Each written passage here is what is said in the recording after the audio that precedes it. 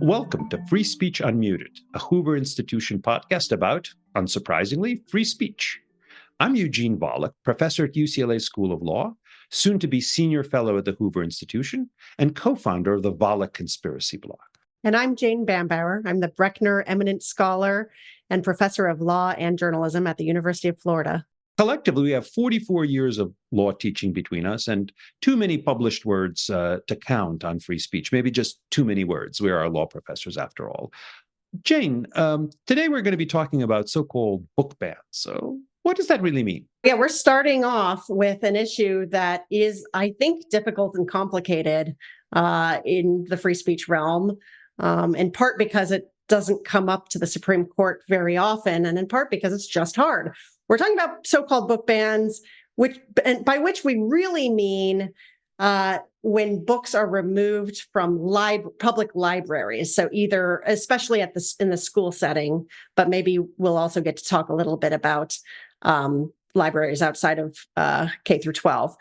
So this issue has come up quite a bit recently because of Florida's so-called Don't Say Gay bill, also formerly known as the Parental Rights in Education Act.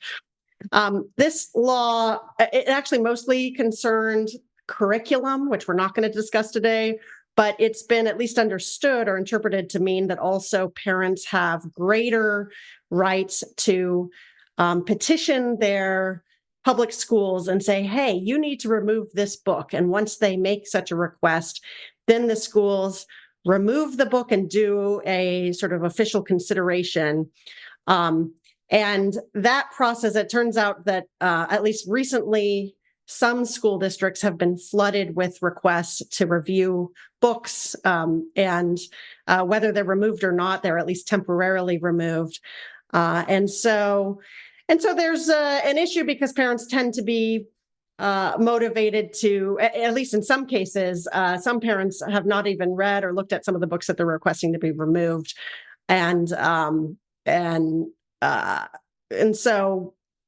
think from an outsider's perspective, it looks like students are not getting access to certain books that have been chosen for ideological reasons rather than any interest in kind of the educational quality of the books. Thanks, Jane. That's an excellent summary of the issue, and there are varieties of this issue that come up in different states in different ways. But one question you might ask is, well, what has the Supreme Court said about this? And the answer is, you could say nothing, or you could say too much. There was one case really before the Supreme Court on this very subject, and it came around in 1982, and it's called Board of Education versus Pico. And the problem is the 9 justices split 4-4-1. So 4 justices, let's call them the liberals, the lead opinion there was written by Justice Brennan, said essentially that removal of books based on their viewpoint is not permissible. Now, there are a few big picture things that they did agree on. So there's pretty broad agreement on the court, certainly majority agreement, that books can be removed because they're seen as pervasively vulgar, or perhaps even vulgar as to isolated passages, and more broadly age inappropriate. Maybe, for example, have too much sexual content for an elementary school library or even for a high school library. There was pretty broad agreement on that. There was also pretty broad agreement for the proposition that when it comes to the curriculum of the school, what's actually taught in class, that's up to the political process to decide. And that, in fact, often the curriculum can be chosen based on the viewpoint that it expresses. In fact, probably it has to be. It's inevitable. Like what you teach in history class or what you even teach in science may turn on what views the school district wants to endorse. But when it came to the question of whether it's permissible to remove books from the library based on their viewpoint, that is where the court really split. So 4 justices, I call them the liberals. Justice Brennan wrote the lead opinion. took the view that viewpoint-based removals of books, as opposed to based on their being age inappropriate, maybe too sexual and such, but removals based on viewpoint are generally unconstitutional because they deprive students of their right to receive information. Four justices in the dissent, Chief Justice Berger wrote a lead opinion there. You might call them the conservatives, said it's perfectly fine, generally speaking, for the library to remove books based on their viewpoint, maybe not in a few extreme situations, but as a general matter, the contents of a school library are kind of connected to the curriculum. They're, in a sense, sort of a part of the curriculum. And that therefore it should be up to the school district to decide what to leave in the school library and what to remove. And of course, the school district could be influenced by the parents, or perhaps even the legislature can step in place of the school district. Well, what about the one? What about the swing vote, Justice White?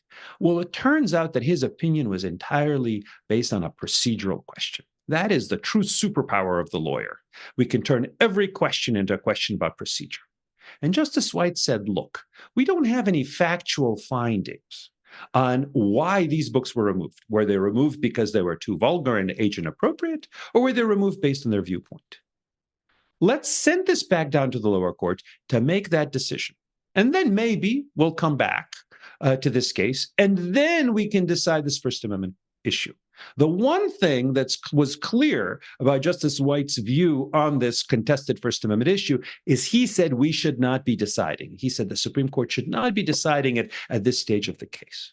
So you've got basically 4 votes for one position, 4 votes for the opposite position, but not 5 votes on either of those positions when it comes to viewpoint-based removals. That's one of the things that makes it so complicated, is that there are these opinions and people can agree with one or the other, but the Supreme Court hasn't told us which of those opinions it agrees on, at least, and majority of the Supreme Court has never told us that.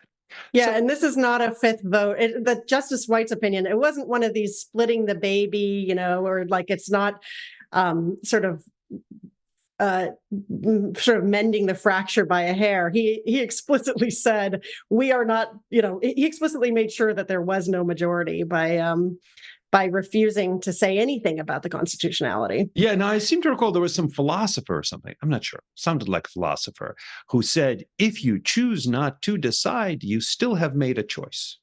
So Justice White did make a choice. He just didn't make a choice on this core question that's been bedeviling us since then for the last 40 years. So that's the law such as it is. It's not settled. So really, there's room to argue, even in light of the precedent, room to argue both positions. So Jane, what do you think? What do you think is the right approach to this sort of thing?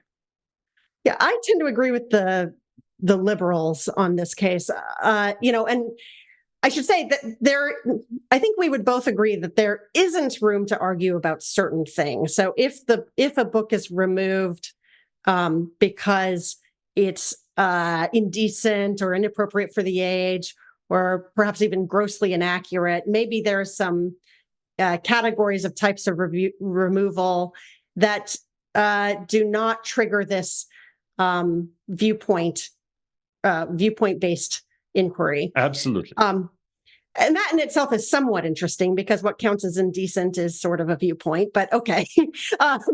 But in cases like what's going on in Florida right now, I think the bigger concern is whether books are being removed or purged in order to avoid exposure to certain political positions or political ideas.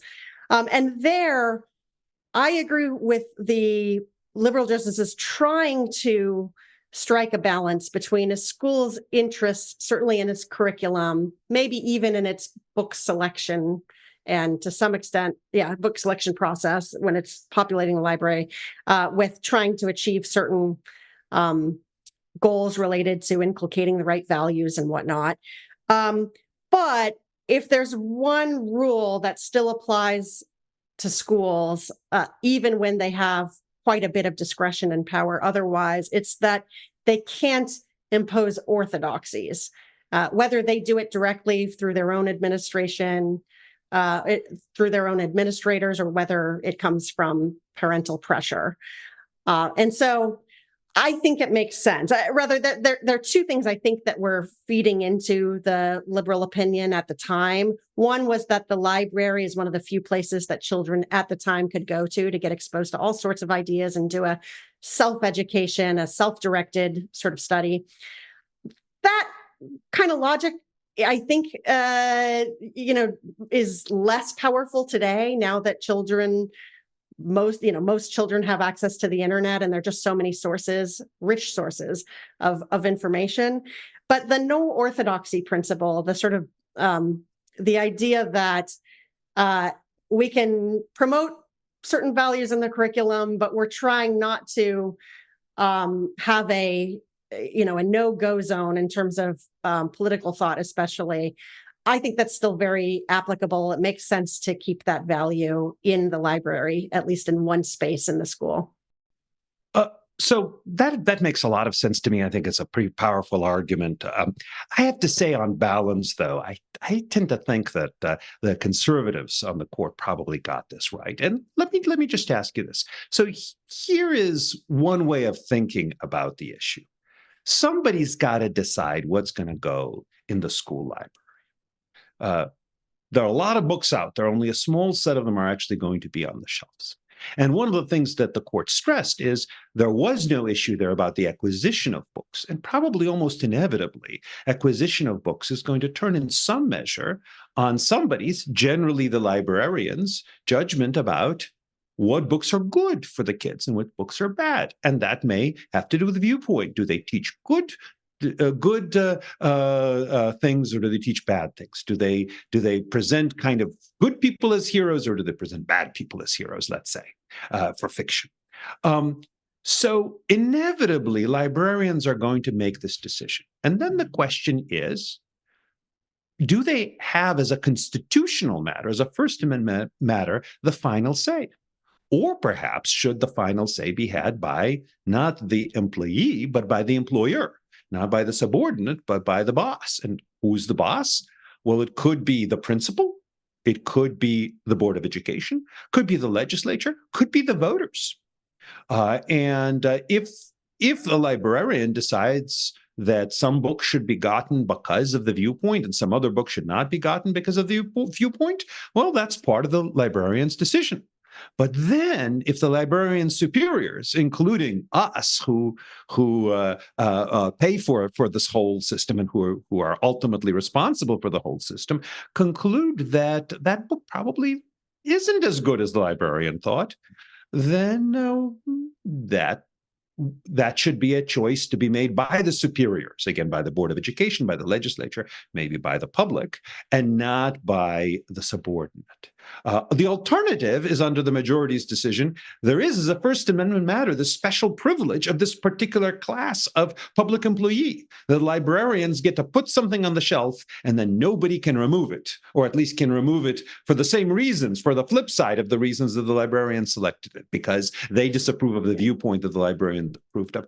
That doesn't seem right to me. And that's why I think viewing it as a matter of this is sort of an adjunct to the curriculum where it is up to the political process to decide what's going to be included. That makes more sense. What do you think? No, so I disagree. So let me explain why, though. I agree that that there is a potential problem of the librarian having a little bit too much power as a practical matter. And in fact, there's some studies of what librarians in fact acquire across not just Florida, but across the United States that suggests that there is in fact ideological bias in terms of acquisition. However, I do think that there's a difference between a book that already exists that requires no additional expense being removed. So there is there's a difference between addition and subtraction. And if there's already a book and there's no issue of shelf space, or at least that wasn't the reason, I think our debate depends on us understanding that the reason for the removal is not related to space constraint or, educational suitability or any of those other reasons that the court would say are okay. It's solely based on ideological reasons. So I think once a book is acquired and there's no, there's no reason, there's no practical limitation. It's not taking up the space that some other book would take. Then putting pressure to remove it should be treated significantly differently from maybe putting pressure to add additional books. So my understanding, actually, I wanted to know what you thought of this. My understanding was that when Pico took off the table the acquisition question, let me back up, actually. So my understanding was that when the Pico case, the liberal opinion at least, said that they're not considering the question of ideological viewpoint with respect to acquisition, it was partly to make clear that what the parents were demanding in that case, just as they are in Florida, is not ideological balance through adding new books that can provide a sort of counterpoint, but instead we're demanding the removal of books. This to me seems important. Are you not? Are you not convinced that there's a difference here? Well, I do think there is an important difference here, which is the decisions to add are going to overwhelmingly be made by librarians, right? They're the ones who decide what to buy. And if you say, okay, decisions to add, librarians will have flexibility to decide what to buy and what not to buy.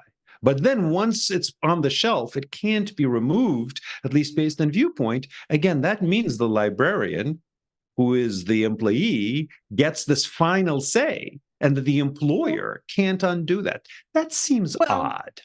Well, the employer does have the ability to, first of all, change out the librarian, and the parents. No, but I do think if you allow the firing of the librarian because they chose the wrong books, hard to see how that's somehow better from a First Amendment perspective than removing the books. If anything, removing the librarian based on the librarian's ideological judgment may be constitutionally permissible. It's an interesting question, but at the very least, it's a much more aggressive step.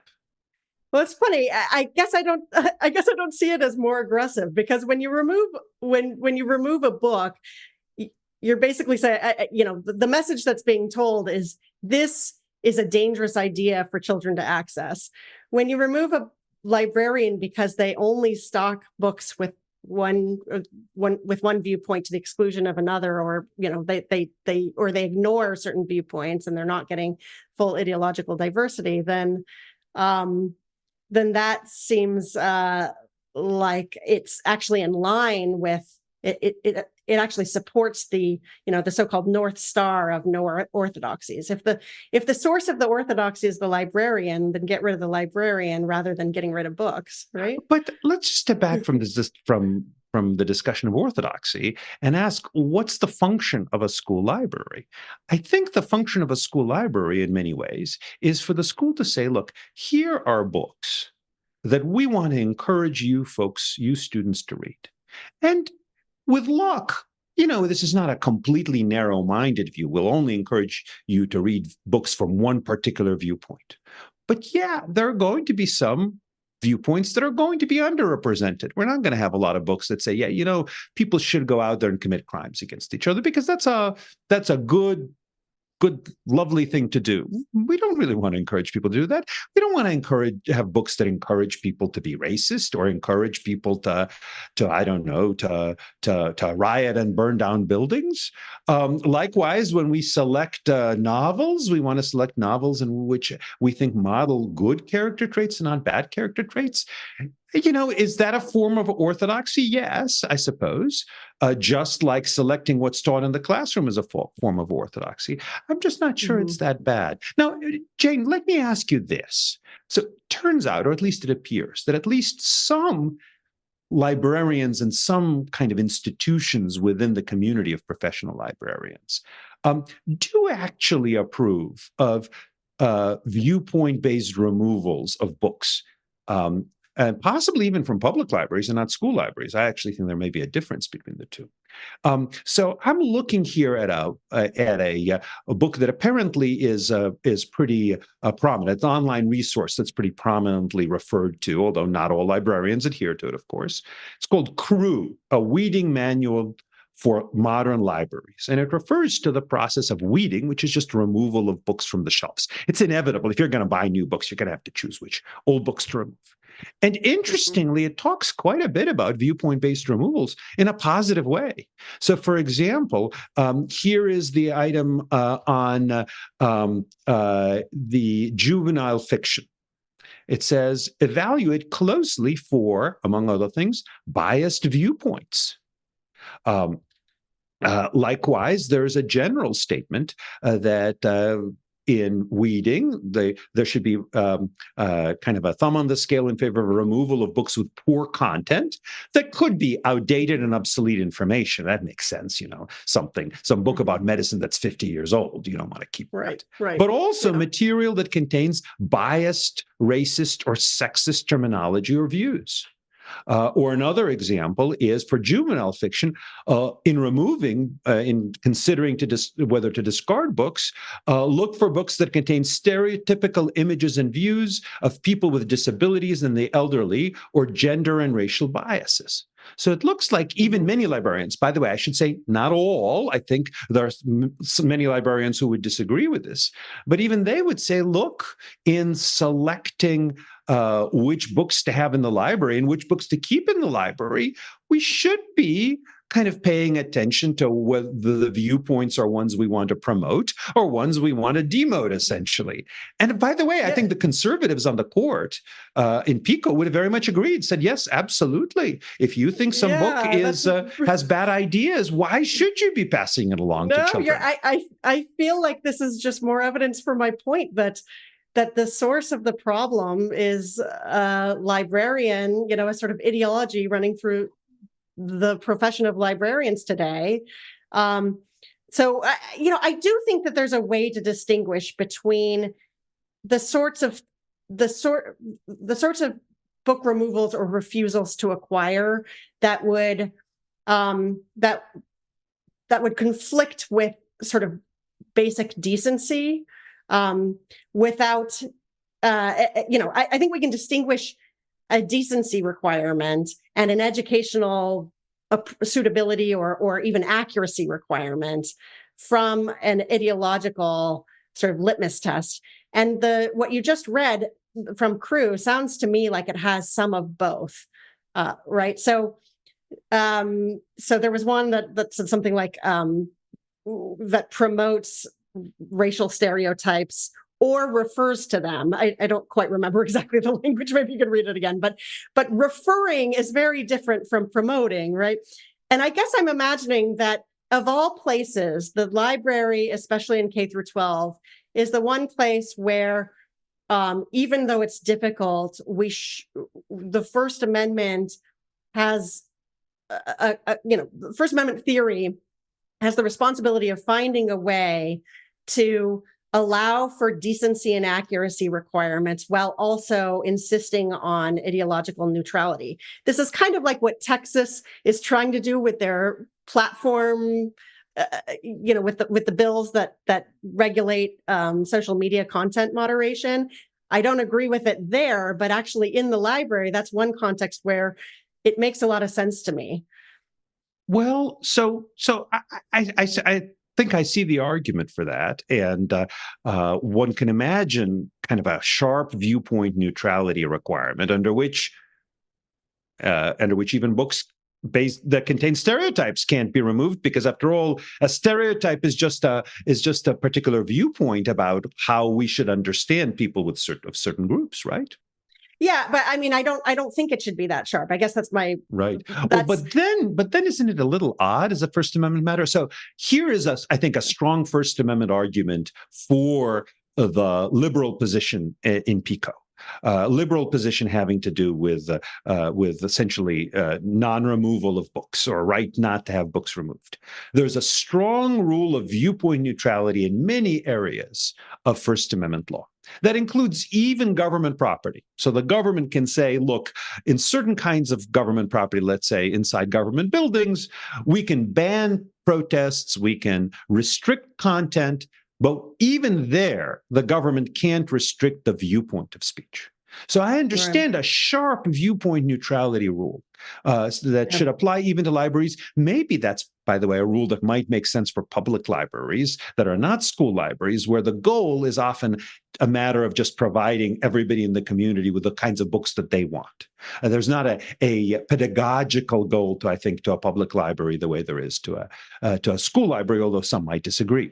But you can imagine that kind of sharp viewpoint neutrality rule. But once you get to, well, some viewpoints should be excluded because they're just so bad, or they're just so far out of the mainstream or whatever. But other viewpoints are kind of consistent with standards of decency or some such. Well, then you get kind of a viewpoint-based rule of supposed viewpoint neutrality. There you'd be, in the name of, you'd be protecting certain viewpoints while discriminating against other viewpoints. I just don't think there's a lot of precedent in First Amendment law for that.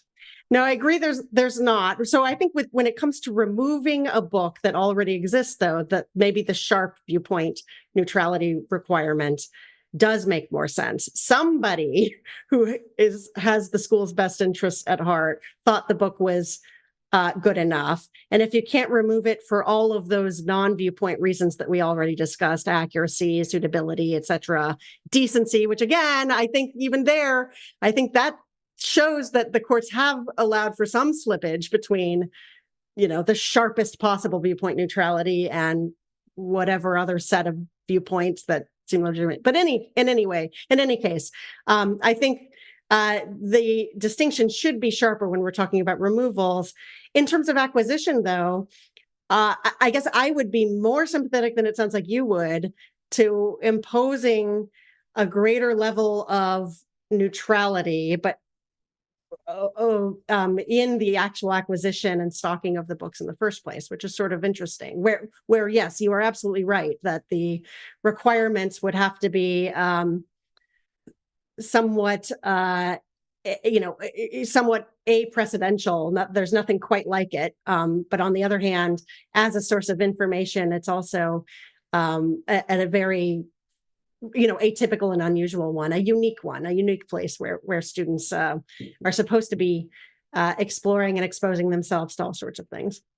Well, so I think that makes sense. I think my view makes sense too. I think they both make sense. This, if anything, that I hope people will come away from this episode is with the sense that this really is a complicated question. It's complicated, by the way, because it is not a book ban in the familiar sense of book ban outside this area, which is you cannot, it's a crime for you to distribute the books. The books are banned. You'll go to jail if you sell this book. This is not that kind of thing. It's a question of what should be allowed on government property in this government institution, and in particular, a government institution that has a strong pedagogical function of the public school. And it's split the court back in 1982. It seems to split the two of us, even though we're both reasonable people. How could reasonable people disagree on this? Well, I guess it's a closed question. That's the plural society. And, maybe at some point it's going to come up to the U.S. Supreme Court again. And maybe then we'll have an answer. Doesn't mean it'll be the right answer, but at least we'll have an answer. So, Jane, such a pleasure talking about this with you. Join us next time when we will discuss the Florida and Texas social media cases, in which the Supreme Court will be hearing oral arguments later this month. Thanks, Jane. Thanks, Eugene. And thanks to everyone for listening. We'll see you next time.